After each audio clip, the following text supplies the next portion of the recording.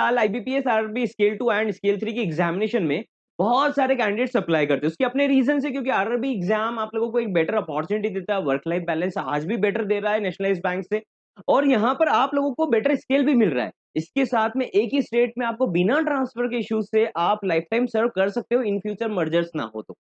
So that is why candidates इसको target करते हैं, इस एग्जाम को मल्टीपल कैंडिडेट्स अप्लाई करते हैं, बट सिलेक्शन किसी लिमिटेड कैंडिडेट्स का ही हो पाता है। बाकी कैंडिडेट्स जिनका सिलेक्शन नहीं होता है, उनके अगर आप रीजंस देखेंगे तो बहुत कॉमन रीजंस है। इस वीडियो में हम उन्हीं रीजंस के बारे में बात करेंगे, सो दैट कि ये वीडियो आप लोगों के लिए एक गाइड, एक पाथ जैसा काम करे, अगर आप इस एग्जाम को 28 दिसंबर की एग्जाम को टारगेट करना चाहते हो तो। अगर आप 28 दिसंबर की एग्जाम को टारगेट कर रहे हो, आपने प्रिपरेशन स्टार्ट नहीं करा, आप भी जेन्युइनली प्रिपरेशन स्टार्ट करना चाहते हो, तो आप व्हाट्सएप करके बैच को ज्वाइन कर सकते हो।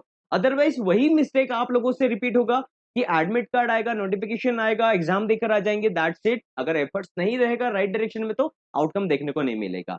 जिस टाइम पर वीडियो देख रहे हो, आप व्हाट्सएप करके बैच को ज्वाइन करके अपना प्रिपरेशन को स्टार्ट कर सकते हो। ऑलराइट, तो सबसे पहला रीजन अगर हम देखें कि क्या कॉमन मिस्टेक होता है जब कैंडिडेट अप्लाई करते हैं आरआरबी एग्जाम के लिए, आईबीपीएस आरबी एग्जाम के लिए, तो यहाँ पर सबसे पहला रीजन जैसा मैंने आपको बताया कि कैंडिडेट्स पीओ से भी यहाँ पर जंप करते हैं, उनका प्रिपरेशन का टच रहता है, आरआरबी पीओ से भी डायरेक्ट जंप करना चाहते हैं आरआरबी स्केल 2 के लिए, तो ज्यादा डिफरेंसेस नहीं रहता, उनकी प्रिपरेशन में इश्यूज नहीं रहते। आप एकदम से अगर आते हो उनकी प्रिपरेशन के बीच में, तो ऑब्वियसली उनके चांसेस ज्यादा बनते हैं कि वो आपसे बेटर परफॉर्म करें।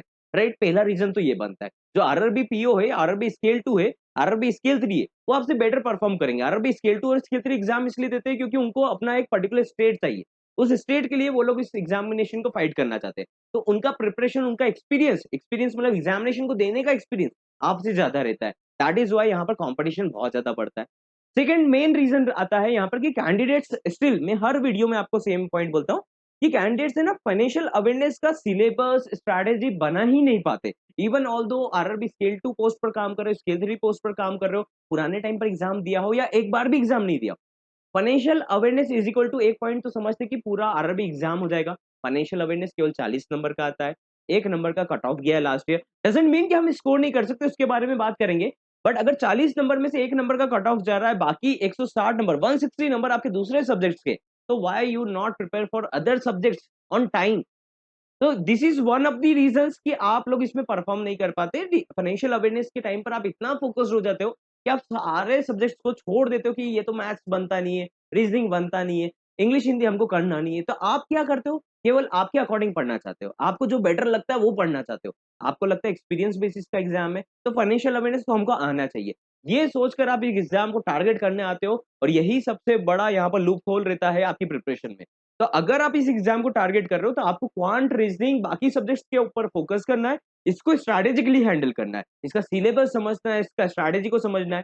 थर्ड मेन रीजन है, सेम रीजन फाइनेंशियल अवेयरनेस के ऊपर रीजन है, बाकी पॉइंट्स अभी बताऊंगा आप लोगों को।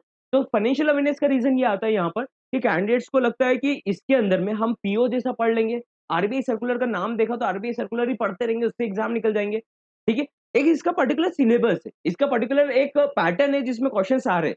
जैसे मैं आपको 3-4 पैटर्न के क्वेश्चन बताऊं, तो यहाँ पर एनपीएस के ऊपर क्वेश्चन आ रहा है, पीएसएल के ऊपर क्वेश्चन आता है, केसीसी के ऊपर क्वेश्चन आता है। तो ऐसे 3-4 टॉपिक तो मैं आपको ऐसे बता सकता हूँ जो आप शायद एक दिन भी पढ़ेंगे तो उन पॉइंट्स को कवर कर सकते हो। और एक और मिस्टेक ये होता है कि कैंडिडेट्स इसमें 40 में से 30 नंबर स्कोर करना चाहते हैं। उसके पीछे बहुत सारे कोचिंग इंस्टीट्यूट है जो आपको बोलते हैं कि हम 30 आउट ऑफ 40 स्कोर करवा देंगे, 20 आउट ऑफ 40 स्कोर करा देंगे। तो उस बेसिस पर आप अप्रोच करते हो एग्जाम को, वो आपका बहुत बड़ा मिस्टेक बन जाता है। दैट इज, जब आपको आता है नंबर, आपको लगता है 5 क्वेश्चन आते हैं, तो आप 5 क्वेश्चन नहीं कर आते हो, 25 क्वेश्चन करके आते हो, नेगेटिव मार्किंग करके और कम नंबर लेकर आते हो। तो ये अप्रोच नहीं रखना है। 5 नंबर आता है तो 5 नंबर लेकर आइए, क्योंकि कट ऑफ कितना गया था लास्ट ईयर भी 1, उससे पहले भी 1-2 नंबर का ही कट ऑफ गया, उससे पहले भी 2-3 1-2 नंबर का ही कट ऑफ जा रहा है। तो आप लोगों को क्या समझ में आ रहा है यहाँ पर कि अगर फाइनेंशियल अवेयरनेस का पेपर बहुत टफ आ गया, दैट डजंट मीन कि आप एग्जाम क्रैक नहीं कर सकते। आप इको पर क्यों लेना है? नेगेटिव मार्किंग एग्जाम में आप उसके पॉइंट को नहीं समझते, आप सारा पेपर अटेम्प्ट करने का कोशिश करते हो कि ये वर्ड भी सुना हुआ है, ये वर्ड भी सुना हुआ है, ये वर्ड भी सुना हुआ है। तो ये आपकी प्रिपरेशन में बहुत बड़ा इशू आता है। रैंडम कंटेंट से पढ़ना बंद करिए। अगर आप रैंडम कंटेंट, उसकी जगह आपको पढ़ना ही है ना, तो आप न्यूज़पेपर को फॉलो करिए, कोई सा एक स्टैंडर्ड न्यूज़पेपर को फॉलो करिए। टाइम्स ऑफ इंडिया पढ़ सकते हो, इकोनॉमिक टाइम्स पढ़ सकते हो, लाइव मिंट पढ़ सकते हो, बिजनेस स्टैंडर्ड पढ़ सकते हो, दी हिंदू पढ़ सकते हो। 4-5 न्यूज़पेपर के नाम मैंने आपको बताया, वो हिंदी में भी आते हैं, इंग्लिश में भी आते हैं। आपको जिस लैंग्वेज में पढ़ना चाहिए उसमें पढ़िए, तो उससे आपका एक ग्रूमिंग होगा, राइट? आप रैंडम प्लेटफॉर्म से पढ़ेंगे, पीओ ओरिएंटेड पढ़ेंगे, तो आपके सिलेबस उनके सिलेबस में मेजर डिफरेंसेस है। फाइनेंशियल अवेयरनेस के नाम पर तो आप कुछ भी पढ़ सकते हो। तो ये मिस्टेक आपको अवॉइड करना है। उसका मेन उसके अगर आप वीडियो को अभी तक देख रहे हो, तो मैं आपको एक बहुत इंपॉर्टेंट पॉइंट बताने वाला हूँ कि क्वांट और रीजनिंग को आप स्केल 2 और स्केल 3 के एग्जाम के ओरिएंटेशन के अकॉर्डिंग नहीं प्रिपेयर करते हो। What do I mean is आपको टॉपिक पता भी चल गया, वैसे तो मैंने आपको इतने टॉपिक्स बता दिए प्रीवियस वीडियोस में कि आप उसको करेंगे तो भी आराम से कर सकते हो। अगर आपके पास में फ्री कंटेंट भी है और आपका माइंडसेट है तो आप उसको कर सकते हो। लेकिन यहाँ पर प्रॉब्लम क्या आता है कि आपको नहीं पता ना, जैसे अगर मैंने आपको बता दिया कि आपके एग्जाम में मशीन इनपुट आया, राइट? हमारे प्लेटफॉर्म में जो आपको पूरे कंटेंट के ऊपर बात करता है कि पेपर में क्या आ रहा है। तो मशीन इनपुट अगर आपके एग्जाम में 5 नंबर का डैम श्योर आता है ना? 5 क्वेश्चन आते हैं, 5 नंबर नहीं, 5 क्वेश्चन आते हैं। किस लेवल का आता है ये आपको पता नहीं चलेगा। आप शायद कोई सा कंटेंट रेफर करेंगे वो हार्ड लेवल चल रहा है या स्मॉल लेवल चल रहा है, प्रीलिम्स लेवल चल रहा है। तो यहाँ पर आपके एग्जाम में किस टाइप के क्वेश्चन आते हैं वो प्रैक्टिस करना आपको जरूरी है। अगर आप ऐसा 30-60 डेज भी फॉलो करते हो, एग्जाम अभी नोटिफिकेशन आएगा अगस्त एंड में या फिर सितंबर स्टार्टिंग में आएगा।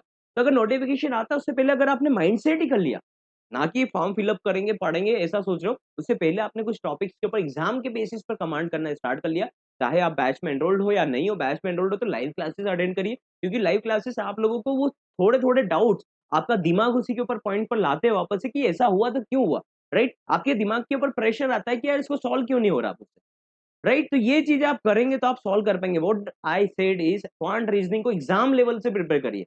रैंडम कंटेंट मत करिए क्वांट रीजनिंग में, क्योंकि 100 मार्क्स का पेपर रहता है, उसमें आप बेटर स्कोर कर सकते हो। Last but not the maximum point यहाँ पर नहीं है, बट स्टिल ये लास्ट पॉइंट है, दैट इज की लैंग्वेज के ऊपर कमांड ना करना।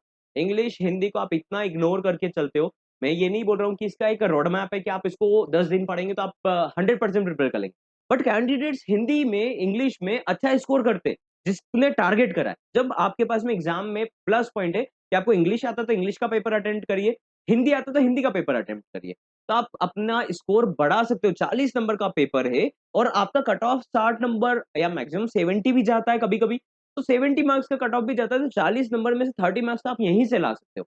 बट कैंडिडेट्स इसको ऐसा सोचते हैं कि ये तो लैंग्वेज का पेपर है, ये तो सभी को आता है ना? राइट? आप इसमें टारगेट करने का ही नहीं सोचते हो कभी भी। उसकी क्लासेस भी आप लोगों की प्रॉपर इसीलिए चल रही है कि आप उसके ऊपर अटेंशन लाएँ।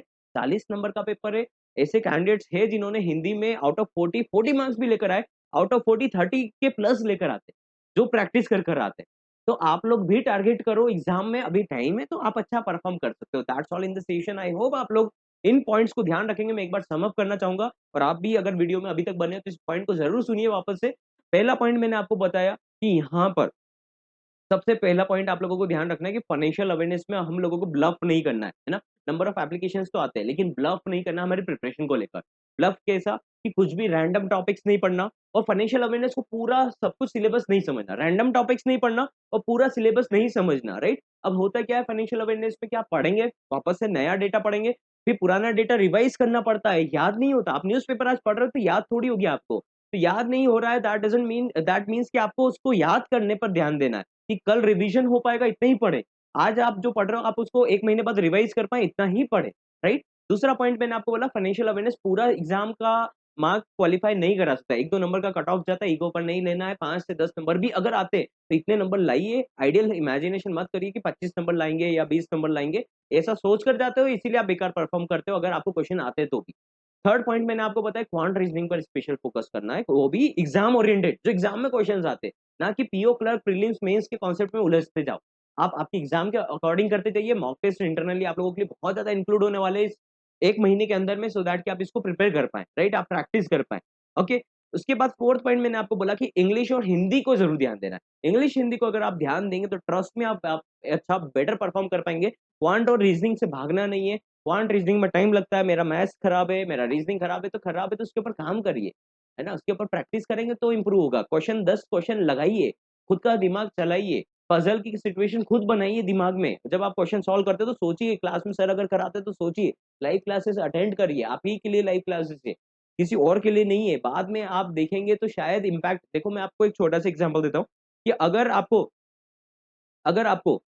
कोई बोलेगा कि आपको 1 दिन में मतलब आपको कंटिन्यूअसली 50 घंटे सोना है, 50 आवर्स सोना है, तो आप सो नहीं पाएँगे। क्यों नहीं सो पाएँगे? क्योंकि आपका नीड ही 8 आवर्स पर डे का है, उससे ज़्यादा आपका कैपेसिटी नहीं है, 10 घंटे का कैपेसिटी है, उससे ज़्यादा कैपेसिटी नहीं है। तो that is why I am telling कि ये डे बाय डे होता है। आप ऐसा पाइल अप डेटा मत करना कि एग्जाम से पहले आप देख लेंगे, कंटेंट भी है, रिकॉर्डेड भी है, तो उसको देख लेंगे, वैसे काम नहीं चलेगा। पहले से प्रिपेयर करना स्टार्ट करिए, पहले से थोड़ा थोड़ा थोड़ा डे वाइज यूटिलाइज करिए, स्मार्ट होइए, इंटेलेक्चुअली हाई बनिए कि देखिए आंखें खोल करके एग्जामिनेशन आने वाला है।